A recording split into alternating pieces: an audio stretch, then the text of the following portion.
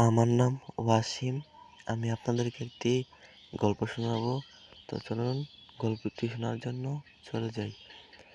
রাত ৯টা বাজে আমি ওয়াশরুমে যাচ্ছিলাম।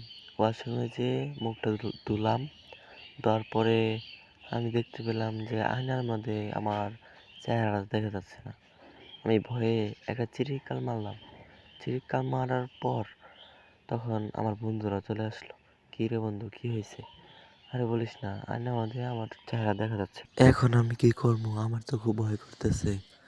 তারপর বন্ধুরা কথাটা মশকরা করে উড়িয়ে দিল। তারপর আমরা ঘরে চলে গেলাম। আবার আমরা শুয়ে পড়লাম। শুয়ে পড়ার পর আবার জানি কেউ খেতা ধরে টান দিল। তখন বন্ধুদেরকে বললাম, "তোরা কিছু টের পেলি?" "হ্যাঁ, একটু তো টের পেলামই।" "তো চল আমরা একটু একটা কবিরাজের কাছে যাই।" তখন আমরা একটা কবিরাজের কাছে গেলাম। কবিরাজটা আমাদেরকে দেখেই বলতেছিল যে, "তোমাদের সাথে একটা ঘটনা ঘটছে না?" আমরা বললাম, "হুম, আপনি কেমনে জানলেন?" "আমরা সব কিছুই জানি, তোমরা আসো, বসো।"